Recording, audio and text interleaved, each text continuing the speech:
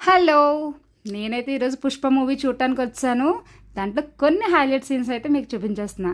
ఎలా ఉందో చూడండి. ఎంట్రీ అద్దిరిపోలే. అసలు 'పుష్ప' ఫ్యాన్స్‌కైతే మాత్రం అసలు ఎక్కడ తగ్గేదేలే అన్నట్టు థియేటర్ అంతా గోల గోల అండి. అద్దిరిపోయింది మూవీ మాత్రం. ఇప్పటివరకు ఎవరైనా చూడకపోతే అర్జెంటుగా వెళ్ళి చూసేసేయండి. నాకైతే ఈ మూవీలో ఇక్కడ జరిగిన సిచ్యువేషన్ ఏంటంటే, శ్రీవల్లి ఎందుకు ఏడుస్తున్నావు అని అడుగుతుంది అల్లు అర్జున్ని.